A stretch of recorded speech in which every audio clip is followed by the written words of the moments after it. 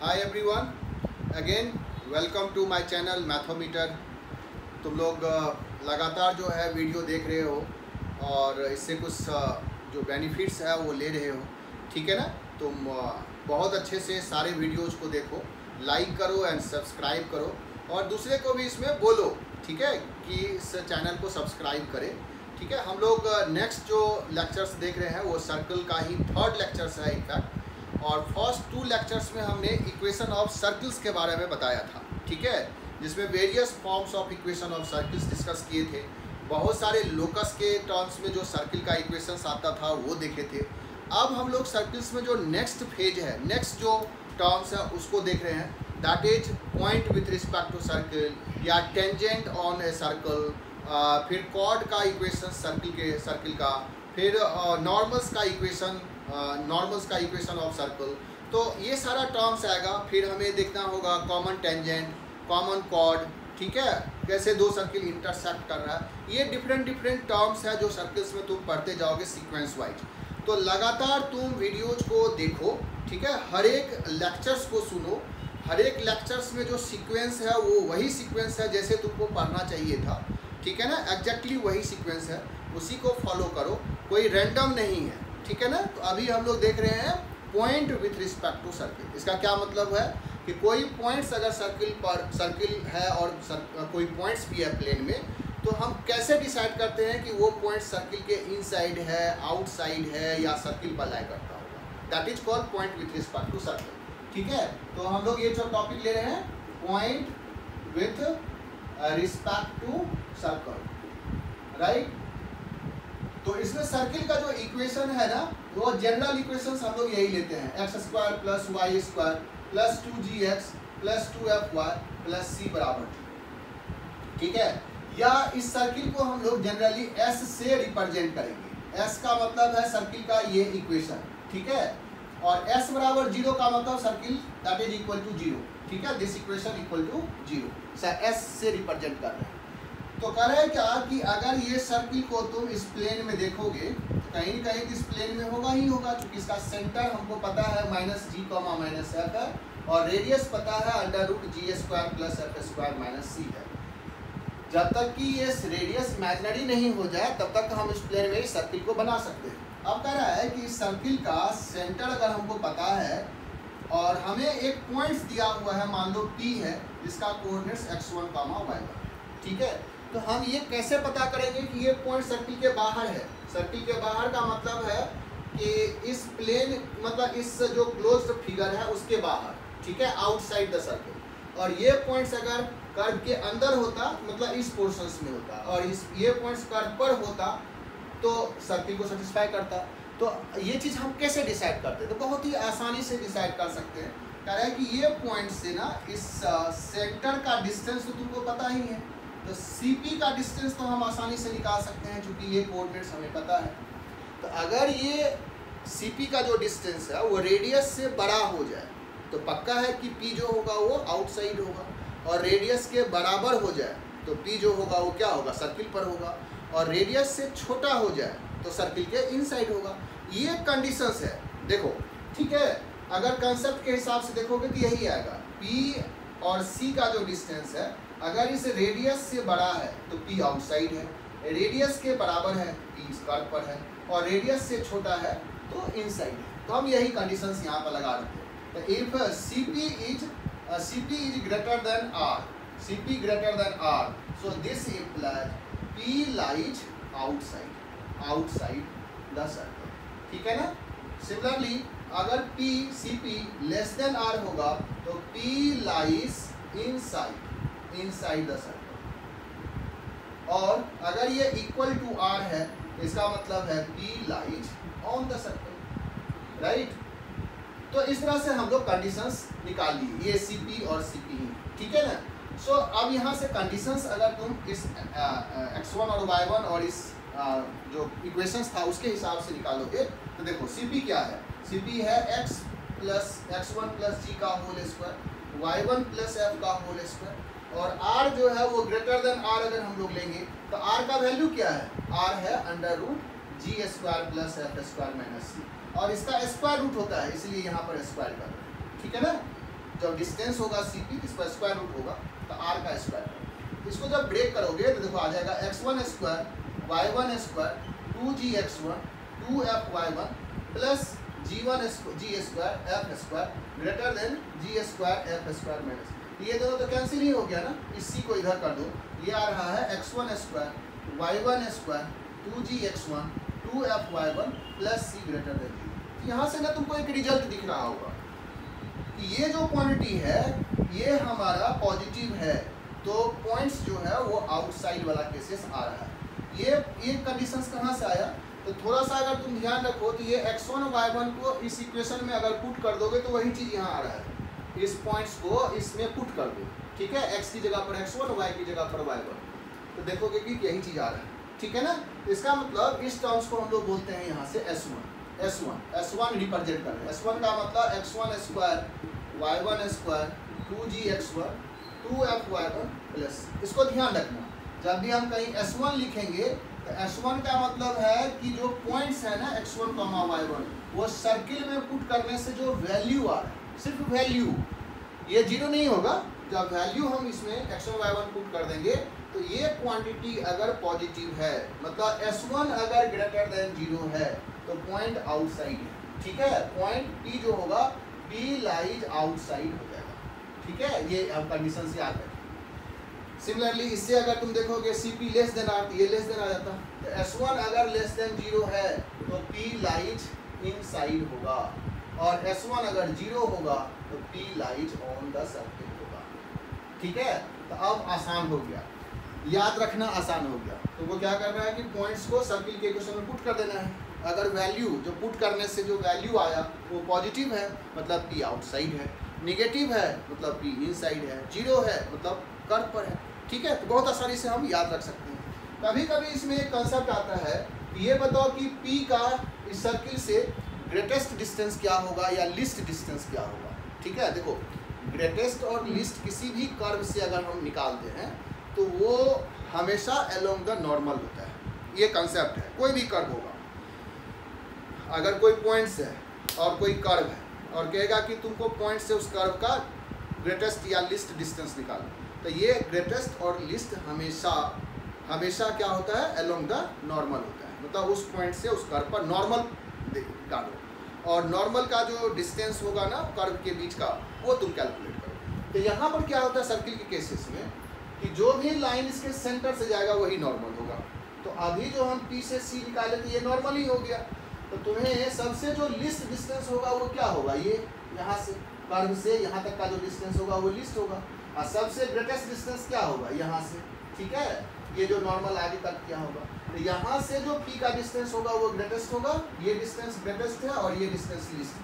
अगर ये A है और ये B है तो PA इज लीस्ट और PB इज ग्रेटेस्ट, ठीक है। तो अगर डिस्टेंस भी निकाल तो हम क्या करेंगे, PA निकालने के लिए तो CP निकाले उसमें से R माइनस कर देंगे, ठीक है। तो PA कैसे निकलेगा, तो CP माइनस R, और PB कैसे मिलेगा, तो CP प्लस R, ठीक है। यहाँ से डिस्टेंस निकाले उसमें रेडियस को ऐड कर देंगे, तो इस तरह से हम ग्रेटेस्ट डिस्टेंस और लीस्ट डिस्टेंस भी निकाल सकते हैं। क्लियर हो गया क्या, ठीक है। तो अगर P यही इनसाइड होता ना तब हम देखते कि इसमें से कौन सा डिस्टेंस, मतलब ये वाला डिस्टेंस, ये जो होगा यहाँ से यहाँ तक का डिस्टेंस वही हमारा लीस्ट या ग्रेटेस्ट आता है, तो वो अकॉर्डिंगली इसलिए इसमें ना मॉड लगा दो, ठीक है। ये तो हमेशा पॉजिटिव ही है, ये इसमें मॉड लगा दिए, जो छोटा बड़ा होगा उसके हिसाब से हम कंसिडर कर रहे हैं, ठीक है। तो ये कंसेप्ट है कि अगर कोई पॉइंट्स है तो वहाँ से हम उसका डिस्टेंस कैसे कैलकुलेट करते हैं, ठीक है। चलो ये हो गया point with respect to circle. ये इस पर बहुत सारा क्वेश्चंस आता है कि पॉइंट से हम कैसे डिसाइड करते हैं, या कुछ मैक्सिमा मिनिमा का केसेस भी इस तरह से आएगा, ठीक है। नेक्स्ट जो इसमें कंसेप्ट आता है वो है तुम्हारा टेंजेंट का, ठीक है। ये बहुत ही अच्छा कंसेप्ट में से है टेंजेंट का इक्वेशंस को निकालना, ठीक है। Tangent, equation of tangent, equation of tangent, इसको समझना बहुत जरूरी है, अच्छे से समझना होगा। टेंजेंट का मतलब होता है वो लाइन जो कर्व को टच करके जा रहा है। एक्चुअल में ये टच नहीं करता, आगे तुम फंक्शंस में इसको डिटेल्स में पढ़ोगे। So tangent is a limiting case of chord है, बट यहाँ पर हम लोग टेंजेंट का मतलब जो समझ रहे हैं कि सर्किल को टच करके जा रहा है, ठीक है। तो देखो इसमें किस किस तरह से हमें आता है कि एक सर्किल है जिसका इक्वेशंस दिया हुआ होगा, ठीक है ना, सर्किल होगा जिसका इक्वेशंस दिया हुआ होगा, तो इसको कोई लाइन टच कर रहा है, ठीक है। तो ये लाइन का इक्वेशंस हमें बाय द वे दिया हुआ है, सपोज करो y बराबर mx प्लस सी, और इस सर्किल का इक्वेशंस हम लोग ले लेते हैं, मान लो कि s जो है वो x square plus y square बराबर आर स्क्वायर। सर्किल का हम वैसा इक्वेशंस लिए हैं जिसमें सेंटर 0 0 है, ठीक है। तो ये लाइन इसको टच कर रहा हो तो हम कैलकुलेट करके बता सकते हैं टच कर रहेगा कि नहीं करेगा, कि कॉर्ड होगा कि क्या होगा। दूसरा चीज़ आता है कि सर्किल है और इस सर्किल पर कोई पॉइंट्स है, मान लो ये पॉइंट्स P है x1 y1, और कहेगा तुमको यहाँ पर टेंजेंट का इक्वेशन लिखो, उसको बोलते हैं equation of tangent at this point. जो पॉइंट तुमको दिया हुआ है उस पॉइंट पर टेंजेंट का इक्वेशन लिखो। और तीसरा केसेस आता है कि कोई सर्किल है और इसके एक्सटर्नल पॉइंट्स दिए हुए हैं, मान लो x1 y1, और यहाँ से टेंजेंट ड्रॉ करो। तो जब भी एक्सटर्नल पॉइंट्स होगा तो इस सर्किल पर हमेशा 2 टेंजेंट्स होगा। इस तरह से हम 2 टेंजेंट्स इसमें ड्रॉ कर सकते हैं। जब भी कोई सर्किल है और तुमको एक्सटर्नल पॉइंट्स दिया हुआ हो तो इस एक्सटर्नल पॉइंट से हमेशा 2 टेंजेंट्स होगा ही होगा। पॉइंट्स अगर कर्व पर होगा तो एक ही टेंजेंट्स होगा उस पॉइंट पर, और कोई लाइन है तो वो सर्किल को टच कर सकता है, नहीं भी कर सकता, उसके लिए कंडीशंस हम निकाल सकते हैं, ठीक है। तो ये इक्वेशन ऑफ टेंजेंट्स में तुमको ये डिफरेंट केसेस दिया हुआ होगा। हम लोग इस केस से शुरू कर रहे हैं, ठीक है। फर्स्ट केस हम लोग ये ले रहे हैं और देखते हैं कि इक्वेशन ऑफ टेंजेंट्स के लिए कंडीशंस क्या होता है। तो देखो इसमें हम तुमको जनरल केस, जनरल जो कंडीशंस है वो बता रहे हैं, फिर स्पेसिफिक कंडीशंस भी तुम देख सकते हो। जब भी कोई टेंजेंट के लिए कंडीशंस दे, इसको हम line with respect to circle भी बोलते हैं, line with respect to circle, ठीक है। इसमें क्या है कि तुम क्या करो कि इस लाइन को इस सर्किल के साथ सॉल्व कर दो, बिल्कुल जनरल केस है। अगर कोई लाइन है और कर्व है, दोनों कर्व को तुम सॉल्व कर दो, ठीक है। सॉल्व करने से क्या होगा कि प्लेन में जितना भी कर्व होगा ना वो सब सेकेंड डिग्री का होगा, और ये लाइन जो है वो सिंगल डिग्री, y बराबर mx प्लस सी लीनियर इक्वेशन। तुम जैसे ही दोनों को सॉल्व करोगे x या y में क्वाड्रेटिक बन जाएगा, ठीक है। सॉल्व करने का मतलब है या तो y का वैल्यू रखो या x का वैल्यू रखो। जैसे ही क्वाड्रेटिक आ गया इसका मतलब उसका मैक्सिमम 2 रूट्स हो सकता है। तो यहाँ पर देखो कि बाय सॉल्विंग दीज 2 कर्व, ठीक है, हमें क्या मिलेगा, एक्स स्क्वायर, वाई की जगह पर इसको पुट कर दिए, mx प्लस सी का होल स्क्वायर बराबर आर स्क्वायर। ऐसा मत समझना, जो हम कंडीशंस अभी लिख रहे हैं ना, ये सिर्फ इस सर्किल के लिए है। देख लो x square plus y square की सॉल्व कर रहे हैं, y बराबर mx प्लस सी टाइप का लाइन दिए हैं। ये हम जो इक्वेशन से जो कंडीशंस ड्रॉ होगा वो सिर्फ इसी टाइप के इक्वेशंस के लिए होगा, ये ध्यान रखना। अगर सर्किल का इक्वेशन बदल जाएगा, फार्मूला भी बदल जाएगा, ठीक है। तो यहाँ से दोनों को क्या करना है, सॉल्व कर देना है, प्रोसेस को समझना है। सॉल्व किए, x में क्वाड्रेटिक बन गया, ये 1 plus M square plus 2m c x c square minus r square 0, ये x में क्वाड्रेटिक बन गया। अब तुमको ये समझना है कि इस क्वाड्रेटिक का तो मैक्सिमम 2 रूट्स होगा, तो मैक्सिमम 2 रूट्स क्या रिप्रेजेंट करता है, इसका मतलब है कि ये लाइन कर्व को कट करता होगा। और अगर एक रूट्स आ रहा है इसका मतलब लाइन टच कर रहा होगा, और कोई रूट्स नहीं है इसका मतलब है कि सर्किल को लाइन टच या कट नहीं कर रहा है। तो कंडीशंस देखो, इसके लिए कंडीशंस, इसके लिए कंडीशन और इसके लिए कंडीशन, इसमें अलग अलग होगा। कंडीशन लिखाएंगे कि अगर d ग्रेटर देन 0 है तो लाइन जो होगा, line will cut the circle eight 2 distinct point, ठीक है। अगर d इक्वल टू 0 है इसका मतलब line will touch the circle. यही कंडीशंस है टेंजेंसी का, ठीक है। This is the condition for tangency, this is the condition for tangency, ठीक है। और d अगर लेस देन 0 होगा तो लाइन विल नॉट टच और कट। तो इस तरह से आ रहा है। तो हम लोग कंडीशंस किसका देख रहे थे, टेंजेंसी का। तो हम d क्या करेंगे, इक्वल टू 0 करेंगे। इसका d 0 करोगे तो आ जाएगा 2mc का whole square minus 4 1 plus M square into c square minus r square, sorry c square minus r square, that is equal to 0। यहाँ से देखो कि ये 4 को कैंसिल कर दो, एम स्क्वायर सी स्क्वायर बराबर इसको मल्टीप्लाई कर दो, तो c square 1c square minus r square plus M square c square minus m square r square equal to 0, sorry equal to कर ही दिए, ठीक है। ये दोनों कैंसिल हो गए। यहाँ से तुमको देखो कि सी स्क्वायर जो है वो आ रहा है m square r square plus r square, so c square r square common ले लो तो 1 प्लस एम स्क्वायर, यहाँ से सी आ गया plus minus r 1 plus M square. तुमको क्या मिला कि एक कंडीशन कि सी बराबर अगर plus minus are under root 1 plus M square है तो this line becomes a tangent, ठीक है। ये कंडीशंस मिला। सो ये कंडीशंस किस सर्किल के लिए मिला? इस सर्किल के लिए, ठीक है। कि अगर हम इसमें c की जगह पर plus minus are under root 1 plus M square रख देंगे तो हमको ये लाइन टेंजेंट होगा। अब है कि यहाँ प्लस माइनस क्यों मिला, तो कह रहा है कि प्लस माइनस का मतलब है कि स्लोप अगर सेम भी होगा ना तो ये c के बदलने से टेंजेंट ऐसा 2 पॉसिबल है, मतलब पैरेलल टेंजेंट्स पॉसिबल तो है ही ना इसमें। यहाँ पर c जो होगा वो एक होगा प्लस वाला और दूसरा जो होगा वो माइनस वाला, तो हमें यहाँ से इक्वेशन ऑफ टेंजेंट्स क्या मिला, ये मिला y बराबर mx प्लस माइनस सी की जगह पर लिख देंगे r under root 1 plus x, ठीक है। ये इक्वेशन ऑफ टेंजेंट्स है in case of in terms of slope. अगर हमको स्लोप पता है तो हम डायरेक्टली इक्वेशन ऑफ टेंजेंट्स ये लिख सकते हैं y बराबर mx plus minus r under root 1 plus x। Plus minus का मतलब सिग्निफिकेंस है कि सेम स्लोप का 2 टेंजेंट्स इसमें पॉसिबल होगा, एक का इक्वेशन प्लस के साथ होगा, दूसरा का इक्वेशन माइनस के साथ होगा, ठीक है। तो हमें इस तरह का अगर सर्किल है तो उसका सर्किल का टेंजेंट्स हम ये लिख सकते हैं इन टर्म्स ऑफ स्लोप, ठीक है। तो लेकिन देखो अगर ये केसेस तो हम लोग इस सर्किल के लिए ड्राइव किए, सर्किल का सेंटर अगर अलग होता तो इस तरह से कंडीशंस जो है वो बदल जाता है।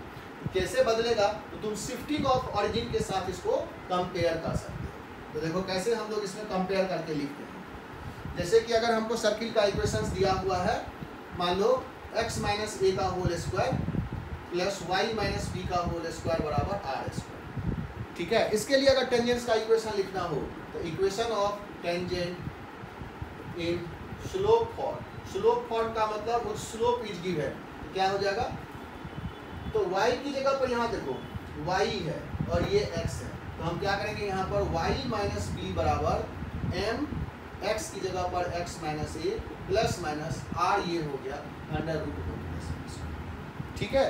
शिफ्ट कर दिए, क्योंकि इसको इसके साथ कंपेयर करोगे तो x की जगह पर x माइनस ए और y की जगह पर y माइनस बी, तो यहाँ पर भी क्या किए x की जगह पर x माइनस ए रख दिए और y की जगह पर y माइनस बी रख दिए। तो इस तरह के सर्किल के लिए equation of tangent slope form में ये लिखना है, ठीक है ना।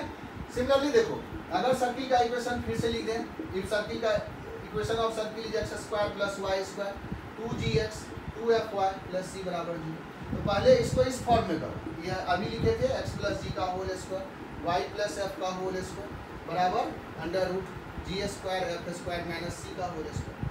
तो अब इसके हिसाब से इक्वेशन ऑफ टेंजेंट क्या लिखेंगे, equation of tangent in slope form, slope form क्या आ जाएगा, ये आ जाएगा सॉरी y प्लस एफ बराबर m इंटू एक्स प्लस जी प्लस माइनस r हो जाएगा माइनस सी, ठीक है, अंडर रूट 1 प्लस ये है, ठीक है। इस तरह से हम इक्वेशन ऑफ सर्किल लिखते हैं।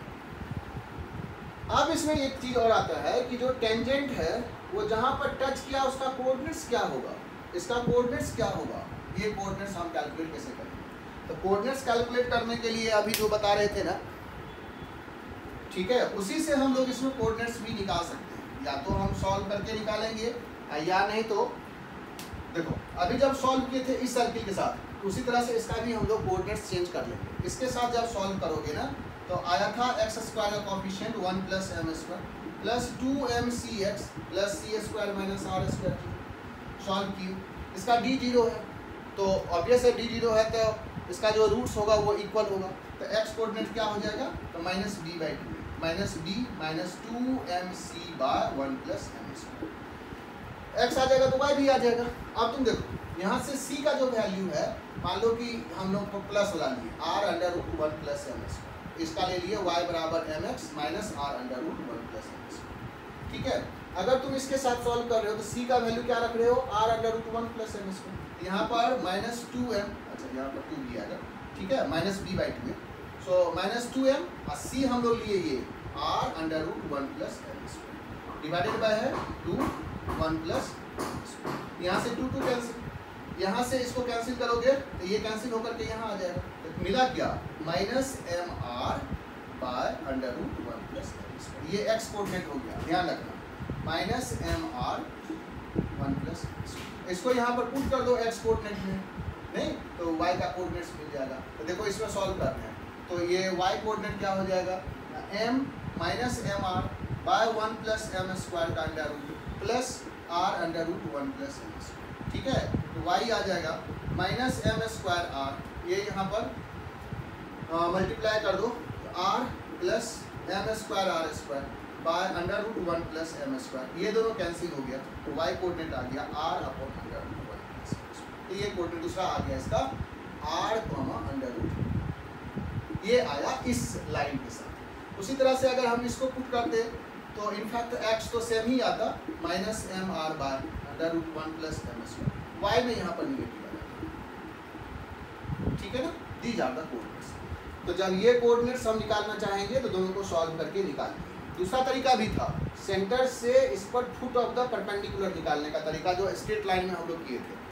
स्ट्रेट लाइन में फुट ऑफ द परपेंडिकुलर निकालने की तरीका बताए थे, ठीक है, उससे भी तुम कैलकुलेट कर सकते हो, ठीक है। अदरवाइज हम लोग सॉल्व करके निकाल लेंगे। सिमिलरली इसमें भी हम शिफ्टिंग से सारा पॉइंट्स को निकाल लेंगे। तो ये सब याद रखना, ठीक है, याद रखोगे ना तो आसानी से क्वेश्चंस तुम्हें बनेगा, नहीं तो बार बार ड्राइव नहीं कर सकते, ठीक है। तो हमें इक्वेशन ऑफ टेंजेंट्स आ गया। इसमें क्वेश्चंस कैसा आएगा कि find the equation of tangent which is parallel to this line. Parallel का मतलब क्या हुआ, उसका स्लोप जो है वो स्लोप यहाँ पर पुट कर देंगे, कहेगा find the equation of tangent which is normal to this line, ठीक है, उस लाइन पर परपेंडिकुलर हो, तो दोनों का स्लोप ही तो निकालना है। दोनों लाइन अगर परपेंडिकुलर है तो दोनों के स्लोप का प्रोडक्ट -1 होगा, तो उससे हम स्लोप निकालेंगे और इक्वेशंस लिखते जाएंगे फटाफट, ठीक है। अब आता है कि अगर पॉइंट्स हमको बाहर या सर्किल पर है, तो देखो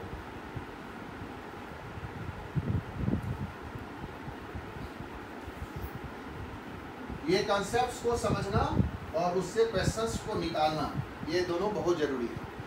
मान लो कि हमको निकला है equation of tangent from the point x1, y to the circle, ठीक है। कैलकुलेशन के हिसाब से ना हम लोग हमेशा यही सर्किल लेते हैं, x² + y² बराबर r², मतलब एक जिसका सेंटर 0 0 है, ठीक है। इससे कैलकुलेशन थोड़ा कम होगा और तुमको अंडरस्टैंडिंग उतना ही करना है, उतना ही होना है। जैसे ही सर्किल का सेंटर बदलेगा तो हम कंडीशंस बदल देंगे, ठीक है। सो ये सर्किल है, कंसेप्ट को समझो, ये सर्किल है और ये पॉइंट्स जो है एक्सटर्नल है, फ्रॉम द पॉइंट, ये पॉइंट को पकड़ना है, फ्रॉम द पॉइंट मतलब एक्सटर्नल पॉइंट, इस पॉइंट से x1 y, यहाँ से टेंजेंट्स कितना होगा, 2 होगा। जब 2 टेंजेंट्स होगा तो हमें निकालना क्या होगा, इसका इक्वेशन। तो इक्वेशन हमको निकालने के लिए क्या चाहिए, स्लोप, क्योंकि पॉइंट्स तो ऑलरेडी दिया हुआ है x1 y1, स्लोप हमको निकालना है। तो इसका स्लोप मान लो m1 होगा और इसका स्लोप m2 होगा, तो हम आसानी से इक्वेशंस निकाल सकते हैं, क्योंकि ये पॉइंट से पास कर रहा है, स्लोप हमको मिल गया है। तो आप देखो स्लोप निकालने के लिए क्या करना है, जैसा सर्किल होगा ना उसके हिसाब से हम इस पर टेंजेंट का इक्वेशन स्लोप फॉर्म का सपोज कर लेंगे। जैसे अभी सर्किल ऐसा है तो इसका जो टेंजेंट का इक्वेशन है, let the equation of tangent is, let the equation of tangent is, अब यहाँ पर फिर आएगा y = mx, प्लस और माइनस दोनों मानना, नहीं एक मानो ना, दोनों तो टेंजेंट है, उसमें से कोई एक लो, प्लस वाला या माइनस वाला। y = mx + r√, एक हमने सपोज कर लिया, यही टेंजेंट्स होगा। अब ये टेंजेंट्स होगा तो इसमें m तो अननोन है, r तो हमको दिया हुआ है, तो m निकालने के लिए इस टेंजेंट को इस पॉइंट से पास करा देते हैं, क्योंकि टेंजेंट्स को पास तो यही साइड चाहिए x1 y1 से, तो x1 y1 इसको क्या करेगा, सेटिस्फाई। तो जब ये सेटिस्फाई करेगा तो y1 बराबर आ जाएगा mx1 1+m², ठीक है। दिया गया y1 - mx1 का होल स्क्वायर r² 1+m²। तुम देखोगे कि ये m में अब क्वाड्रेटिक हो जाएगा, क्योंकि x1 y1 तुमको दिया हुआ है, r हमें दिया हुआ है, इसको सिंप्लीफाई कर दो तो y² y1² m² x1² -2m x1 y1 r² m² r², m² में क्वाड्रेटिक बना लो, x1² - r², minus 2m(x1) y1 square minus r square, ये इक्वेशन आ गया। इसमें m अननोन है, तो m जब अननोन है, m में क्वाड्रेटिक है, इसका मतलब यही m1 m2 इसका रूट्स होगा। तो हम क्या करेंगे, यहाँ से m1 m2 इसका सॉल्यूशंस निकालेंगे। सो m1 m2 will be the roots of this equation। so m1 m2 निकालने के लिए इस क्वाड्रेटिक को सॉल्व करना है। तो एक कंडीशन तो हमें पता है कि m1 प्लस m2 जो होगा वो आ जाएगा माइनस 2x1 y1, ये प्लस हो जाएगा minus b by that is x1 minus r square, और m1 इंटू m2 भी तुम्हें पता है that is y1 square minus r square by x1 square minus r square.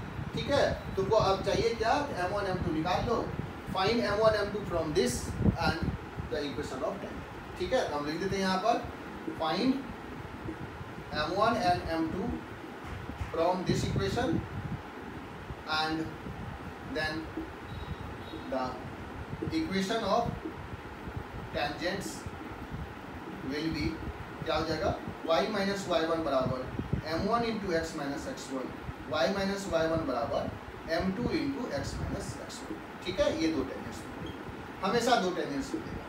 ठीक है, अगर एक्सटर्नल पॉइंट्स है तो दो टेंजेंट्स मिलेगा।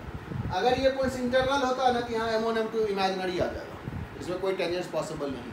ठीक है, अगर पॉइंट्स इनसाइड है, और पॉइंट अगर कर्व पर होगा तो तुमको स्लोप का वैल्यू एक ही आएगा। इसमें दो केसेस, इसमें दो चीज़ें है। एक चीज़ है कि अगर तुम इसको सॉल्व कर रहे हो और m1 और m2 बराबर हो जाए, मतलब d 0 हो जाए, m1 m2 बराबर हो जाए, तो समझना है कि एक ही टेंजेंट्स है, मतलब पॉइंट्स कर्व पर है। लेकिन अगर एक ही स्लोप आ रहा है और एक स्लोप अनडिफाइन हो रहा है, ठीक है, तब समझना है दो टेंजेंट्स तो होगा, लेकिन एक tangents parallel to y axis होगा। ठीक है, एक टेंजेंट्स का इक्वेशन x बराबर x1 होगा, इसीलिए इसमें एक ही स्लोप आ रहा है। दोनों केसेस को ध्यान से देखना। कभी कभी क्या होता है ना, किससे m का एक ही वैल्यू मिला, एक वैल्यू आया ही नहीं। जब एक वैल्यू नहीं आएगा तो हम समझेंगे टेंजेंट्स तो दो होगा, पॉइंट आउटसाइड है तो दो होना ही होना है। तो एक कौन सा होगा, जो y एक्सिस के पैरेलल होगा, दैट इज x बराबर x1 ही एक होगा, और एक जो स्लोप है उससे हम इक्वेशंस निकाल देंगे। ठीक है ना, तो इस तरह से हम इक्वेशन ऑफ टेंजेंट। इसमें दो तीन चीज़ें और पूछता है, तुमसे कहेगा कि जो एंगल है वो कैसे निकालेंगे, एंगल बिटवीन टेंजेंट्स। तो एंगल बिटवीन टेंजेंट्स के लिए हम यहाँ पर थोड़ा बता दे रहे हैं। अगर हमको एंगल बिटवीन टेंजेंट्स चाहिए तो देखो, ये एंगल हमको थीटा, टेंजेंट्स के बीच का एंगल यही है थीटा। तो टेन थीटा का वैल्यू क्या होगा, तो ये m1 minus m2 bye 1 plus m1 m2, और m1 m2 तुमको यहाँ से पता ही है। ठीक है, इसको इसमें पुट कर दोगे तो तुमको टेंजेंट्स के बीच में जो रिलेशंस है वो हमें पता है, तो थीटा हमें निकल जाएगा। ठीक है, दिया जाता है m1 प्लस m2 का whole square minus 4m1 m2 इसका square root divided by 1 plus m1 इसका पार्ट। ठीक है, यहाँ से निकाल लो, क्योंकि थीटा हमेशा एक्यूट रहेगा। दूसरी चीज़ आएगा कि अगर ये थीटा π/2 हो जाए, इसका मतलब टेंजेंट्स क्या हो गया, परपेंडिकुलर। मतलब ये अगर 90 डिग्री हो जाएगा तो ये परपेंडिकुलर हो जाएगा। तो उस केस में जब ये थीटा π/2 है तो m1 इंटू m2 कितना होगा, -1। m1 m2 अगर -1 करोगे यहाँ से, ये आ जाएगा y1 स्क्वायर बाय ये x1 square minus r square बराबर -1। और इसको जब सिंप्लीफाई करेंगे, ये आ रहा है x1 स्क्वायर y1 स्क्वायर बराबर 2r स्क्वायर। कह रहे क्या कि ये एक तरह का लोकस आ गया, x1 स्क्वायर y1 स्क्वायर बराबर 2 स्क्वायर 2r स्क्वायर, तो कंसेंट्रिक सर्किल है जिस पर ये सेटिस्फाई कर रहा है x1 y1। मतलब अगर हम एक सर्किल को कंसीडर करें x square plus y square बराबर √2r का होल स्क्वायर, तो इसी को ना सेटिस्फाई कर रहा है ये पॉइंट्स x1 y1। तो कह रहा है कि ये जो सर्किल है इसको बोलते हैं डायरेक्टर सर्किल। ठीक है, ये इसको कहना आता है director circle, director circle. So director circle क्या हुआ, the concentric circle which radius is √2 times the previous. But इसका प्रॉपर्टीज क्या हुआ, कि जहाँ से हम दो परपेंडिकुलर टेंजेंट्स ड्रॉ कर सकते हैं। Director circle are the circle from which tangents are perpendicular to the previous circle. ठीक है, मतलब ये एक तरह का लोकस हो गया। इस तरह का कोई सर्किल होगा, इस सर्किल के किसी पॉइंट से अगर हम टेंजेंट्स ड्रॉ करेंगे तो ये हमेशा 90 डिग्री पर होगा, किसी भी पॉइंट से। ठीक है ना, ये हमेशा 90 डिग्री पर होगा। So there are infinite points in this plane, all lies on this director circle from which two perpendicular tangents can be drawn to the given circle. ठीक है। तो इस तरह से हम डायरेक्टर सर्किल का कंसेप्ट, तो डायरेक्टर सर्किल भी अगर डायरेक्ट कर रहा लिखने के लिए ना, तो हम क्या करेंगे ना कि रेडियस √2 टाइम्स बढ़ा देंगे, सेंटर सेम ही रखेंगे चाहे सर्किल कैसा भी हो, ठीक है। तो डायरेक्टर सर्किल का कंसेप्ट ये है। एंगल बिटवीन टेंजेंट्स का सर्किल ये है, ठीक है। इसमें एक चीज़ और आता है कि लेंथ ऑफ टेंजेंट्स क्या है। लेंथ ऑफ टेंजेंट्स का मतलब होता है कि देखो ये सब कंसेप्ट तुमको इसी में धीरे धीरे करके टर्म समझ में आ जाएगा। लेंथ ऑफ टेंजेंट का मतलब PT, यहाँ से यहाँ तक का डिस्टेंस, यही लेंथ, क्योंकि दोनों लेंथ बराबर होगा, इसको बोलते हैं लेंथ ऑफ टेंजेंट। तो ये निकालना बहुत ही सिंपल है, ठीक है। ये पॉइंट तो हमको 0 0 दिया हुआ था, ये रेडियस R दिया हुआ है, ये एंगल 90 डिग्री होगा। अगर हम PT निकालना चाहते हैं तो PT बराबर PT² हो जाएगा, ये C PC², ठीक है, PC² माइनस R²।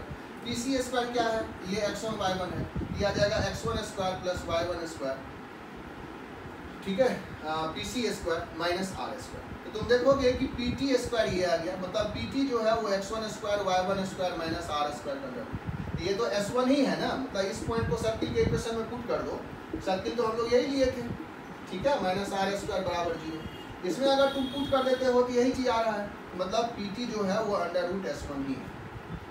S1 याद होगा, इससे पहले भी देखे थे, मतलब सर्किल कोई भी हो, सर्किल अगर हमारा x² plus y² 2gx 2fy plus c बराबर भी 0 है, और किसी एक्सटर्नल पॉइंट से कह रहा है इसका लेंथ निकालो, मतलब ये लेंथ निकालो PT का, तो हम डायरेक्ट लिखेंगे √S1 होगा, ठीक है ना। ये जो PT होगा √S1, S1 का मतलब इस पॉइंट्स को x1 y1 को इसमें पुट कर दो और उसका √ ले लो, वही लेंथ ऑफ टेंजेंट्स होगा, ठीक है ना। तो तुमको ये सारा कॉन्सेप्ट आ गया होगा समझ में, लेंथ ऑफ टेंजेंट्स क्या है, लेंथ ऑफ टेंजेंट्स हम कैसे निकालते हैं, एक्सटर्नल पॉइंट से टेंजेंट का इक्वेशन कैसे लिखेंगे, ठीक है।